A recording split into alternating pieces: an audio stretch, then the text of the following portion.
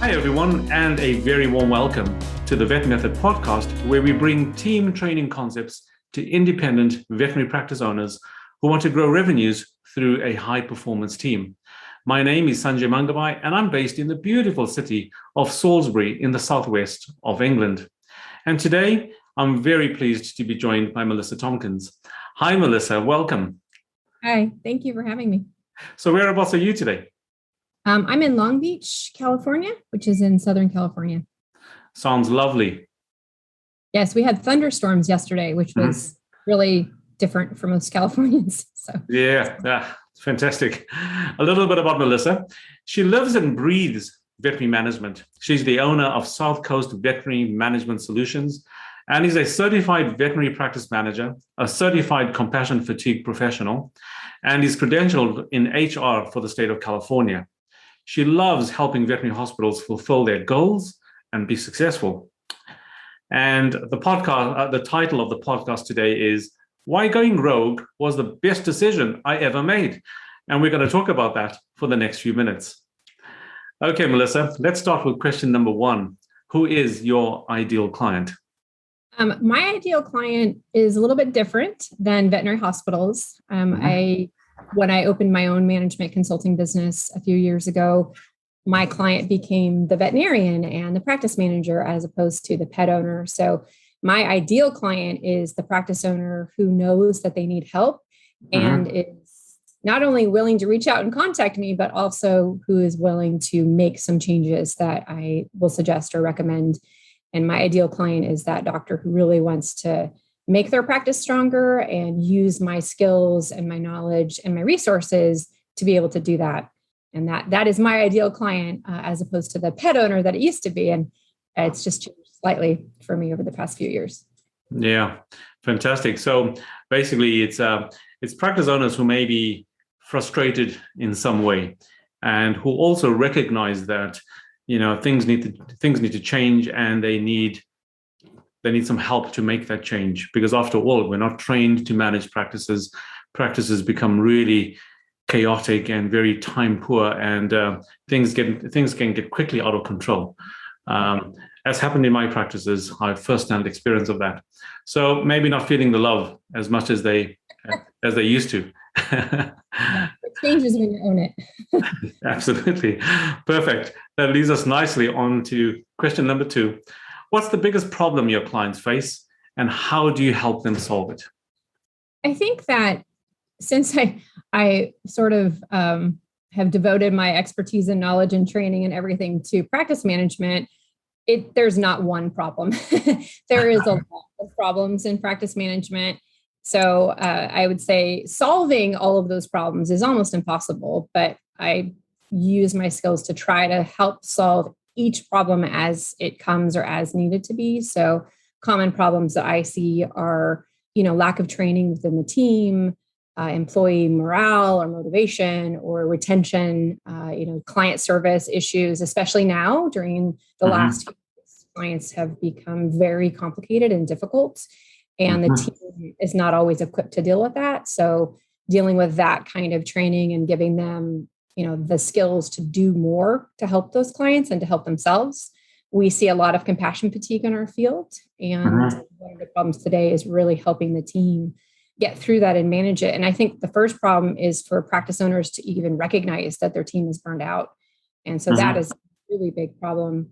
And then in addition to the financial aspect of running a business and all the things that go with trying to manage your inventory and manage that you're making a profit and manage your expenses and all of that stuff. So there's a lot of problems that I help tackle. And like I said, I don't think I've solved every one of them. Yeah. I just try to solve it to the best of my ability and then give them the skills to be able to solve it for themselves to an extent. I am a very hands-on practice consultant. I don't believe giving you a list and then walking away and letting you figure it out for yourself. I want to help the hospitals deal with those problems. And when they have a practice manager, it's awesome because then I can help them and take some of the things off their list that they can't get to. So I would say solving those extra problems sometimes is actually possible. Sometimes it's not, but sometimes it absolutely is when you can help them as a team. Yeah, absolutely. You've touched on so many things there, Melissa. Practice is complicated these days. Modern practice is complicated. And you talked about having to deal with multiple problems. And the thing is, they have those problems happen simultaneously, and there's so many distractions for your time, and you don't have time to do everything. And then for me, that easily leads into this overwhelm and this burnout that you talked about, because so many problems to tackle and it's hard to know where to start. And you do things, if you're anything like me, half haphazardly kind of thing. Question number 3: what are the typical symptoms people experience with that problem? Their pain points.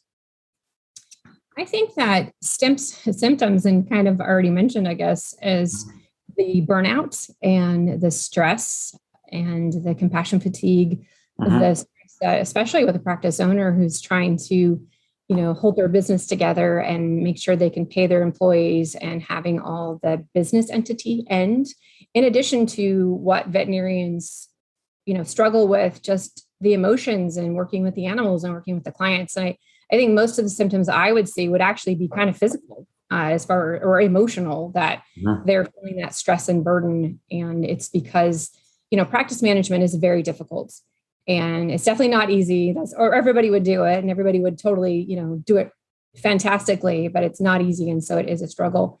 And I think I see it kind of in the burnout and the overwhelming nature, that hospital leadership and even the team are experiencing, especially with being so busy right now, the way the hospitals are. I feel like I see it as a physical symptom, actually. And then, of course, right now, I think a lot of hospitals are doing well profit-wise because there's just so much business. I mean, they're turning away clients. I know a lot of hospitals that are no longer able to accept new clients because they're just so busy. And so I feel like the profit is there, but the question is, will it be there a year from now? That kind of thing. So all the leadership still has that worry too. So I feel like there's a lot of emotional and physical symptoms for what leadership is dealing with today, as far as what the problems are that we see in veterinary practice management. Yeah, absolutely. I echo all those things that you said. I think the symptoms are, emotional, mental, as well as physical. They eventually become physical. I think if it goes unaddressed for too long, some stress is good, but there's all this negative stress that we feel, and we don't know how to handle that, how to cope that, or maybe even how to slow things down. No one teaches us about emotional intelligence and recognizing when we're going through these problems. Yes, I really feel like schools could do wonders if they taught intelligence in, I don't know, even elementary school, just basic stuff. If we learned that when we were younger, we would be so much more evolved as adults. I really feel like you kind of hit that on the head with that term, because it's so true. So true. Absolutely. Okay. Thank you for that, Melissa. Let's go to question number 4. What are the common mistakes that people make when trying to solve that problem? The things they thought might work, the things they try but fail. I think a couple of mistakes I see, especially in like the practice management side of things, is one, reacting to one situation and making a huge change because of it. And sometimes it could be necessary if it's a safety thing, like a dog escaped because you don't double leash or something like that, that there's definitely a safety component to it. But what I see a lot is that one client complains of something and then an entire protocol is now different. And I feel like they're being reactive to things without stopping and really analyzing, okay, is this likely to happen again in the future? Does something really need to change? And I think that's where most leadership in veterinary hospitals don't necessarily stop to do that. And they make a quick change. And the thing that confuses the employees a lot of the times, the team members don't know what protocol to follow because something was changed so fast. They don't even know exactly why it's being changed. And it might be for a situation that's never going to happen again, or, especially if it's like a client complaint or something where one client complained, but the other 100 didn't, because the other 100 don't have a problem with it. So I feel like you really want to kind of analyze when you're making a protocol change, instead of being too reactive and always getting, if you're reacting towards an employee because you think they made a mistake, it's getting two sides to the story, because it's sometimes we react at the employee without knowing enough. And I think that, so overall being reactive is kind of a negative thing that I feel like.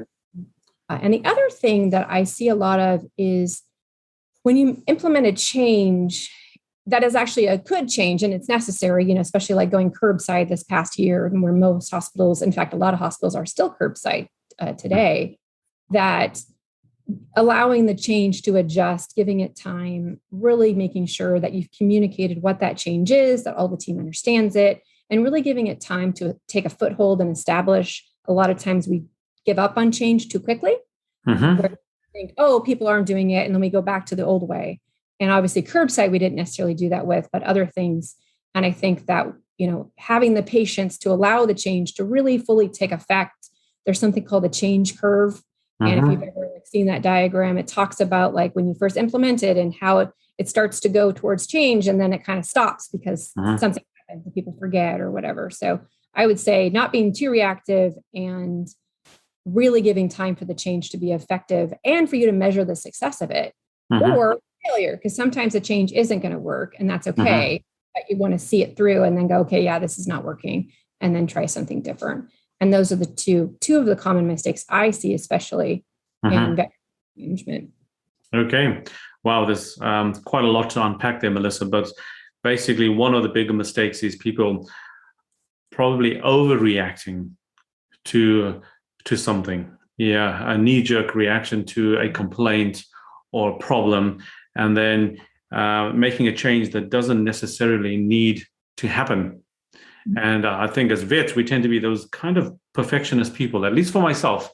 So, so if one client leaves, oh my goodness, maybe they're all leaving, that kind of thing. And yet, it took me years to realize that, at least, I don't know what the statistic is in the US, but about at least 10% of clients are complaining at any one moment. But if, I'm glad I never knew that when I first started practice ownership.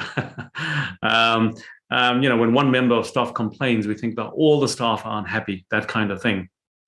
And then the other problem is a failure maybe to know how to implement something, a change, and not knowing how, maybe giving up too early, I think you mentioned, not giving it long enough or not, adjusting it, giving it up altogether before the change actually happens.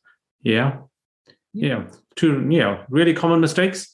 And one that I am certainly guilty of multiple times. We've all done it.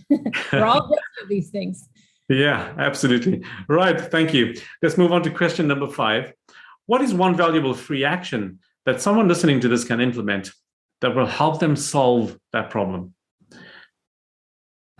I think that will kind of depend on what the problem is. And since practice is so broad, but besides reaching out to me, I can help, but that's not necessarily free.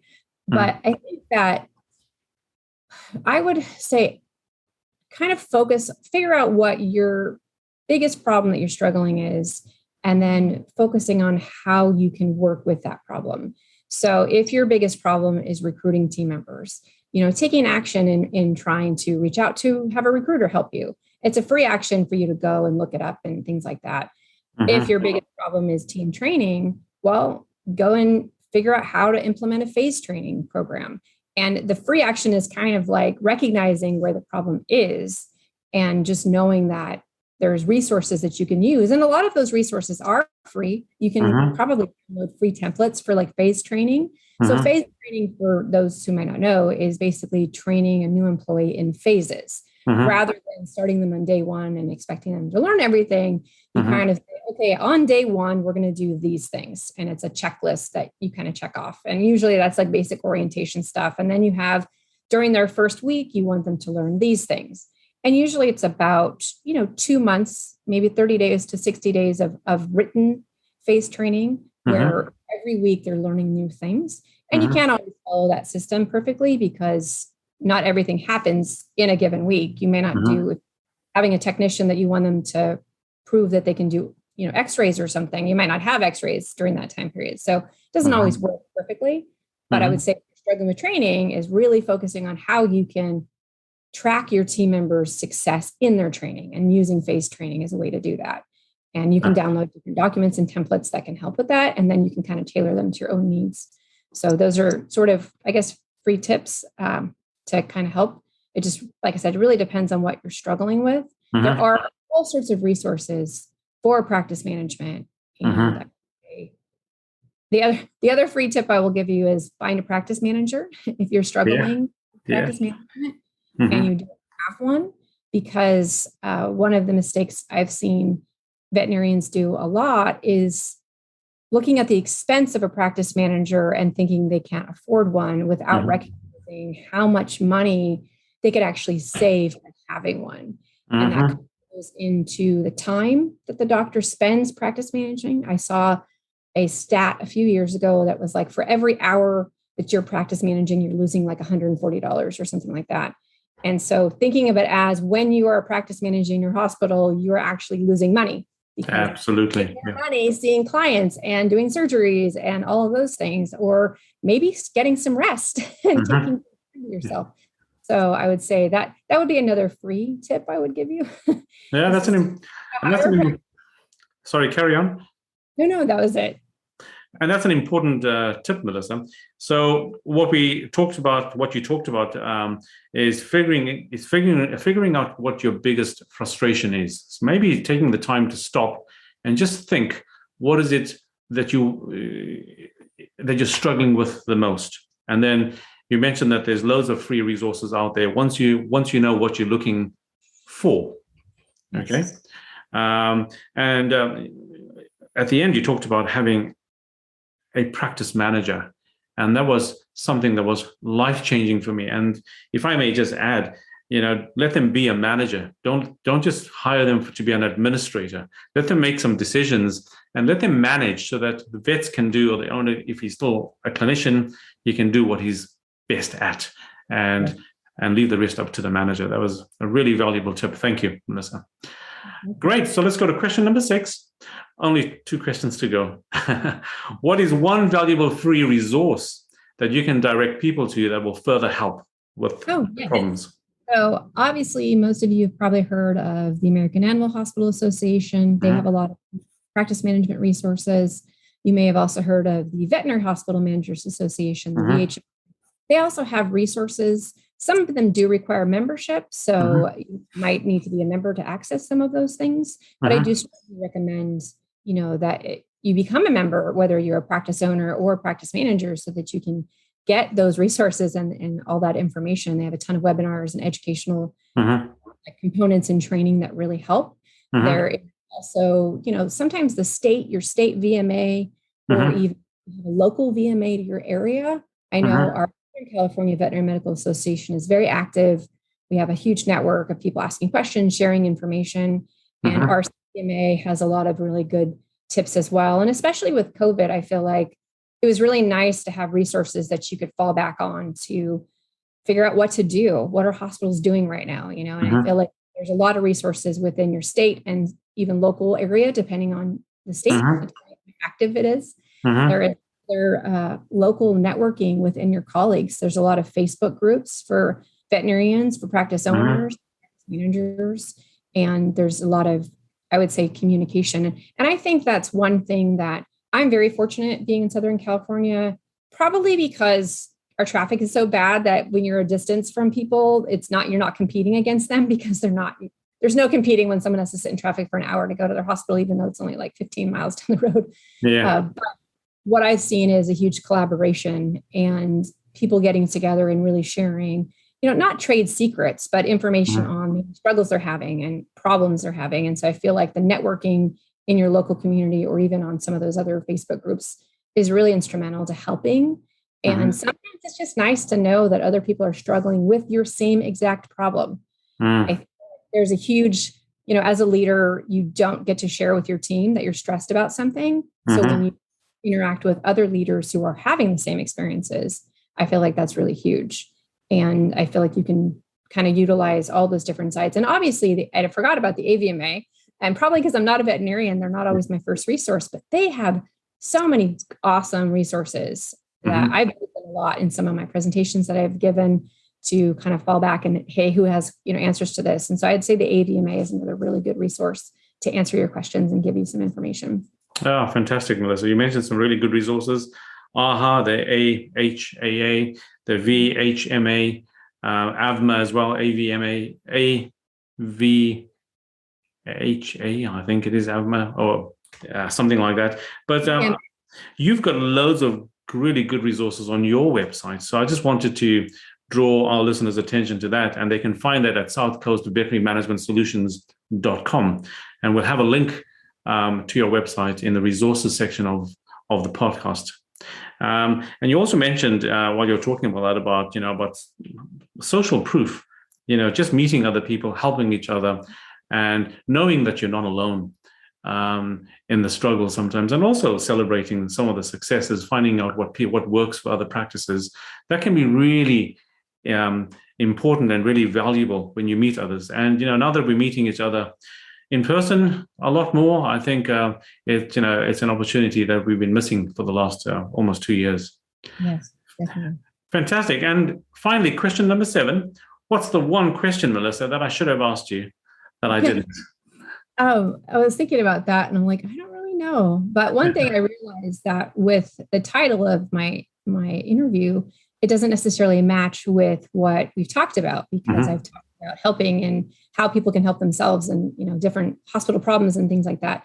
And so I guess the one thing I would want people to know, whether they're a veterinarian or a practice manager or a team member, is that when I decided to open my own consulting business, and I called it going rogue because I was just kind of like, I'm just going to jump off this crazy cliff and become a business owner.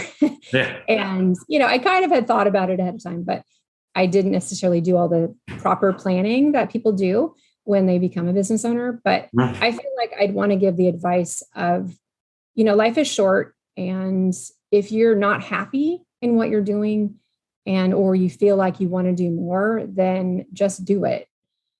The worst thing, I've seen so many people fail at something because they never actually tried, and they felt like they kept wanting to do something and they never did it. And I feel like that's where, just try. I feel like if you want to need savings, get some savings so that you can still, obviously pay your mortgage and buy groceries and all of that when you make this leap. But if you don't ever make the leap, you'll never be successful. And I feel like we have this fear of failure instead of a belief that we're going to succeed. And so that would be, I guess, the statement I'd want to tell everyone is, don't be afraid of failing. Just assume that you're going to be successful. And if you're not, try again, and I feel like that's the best message I would give people, because when I did that and I decided to open my own business and I had the ability to help so many hospitals, it's been phenomenal. And I would go back, and I love veterinary practice management, but I love being able to connect with so many people. And I didn't have that when I was working at one hospital. So I feel like whatever your dream and goal is just, Nike, just do it. Yeah, absolutely. Don't be afraid of the failure. Assume that you're going to succeed. I would say that's my biggest tip of advice I would give. Wow, that's really good words of wisdom, Melissa. There's no risk. There's no reward without risk, and you've got to go rogue and take that leap of faith, like you say. Be an optimist, thinking that things will work out rather than things won't. Fantastic. Thanks, Melissa. You gave us some really valuable practice management insights, and also why going rogue might be a good thing. And I'm sure our listeners will take away some really valuable ideas and tips. Once again, I just want to say, Melissa, thank you for taking the time to talk to us today. Thank you for having me.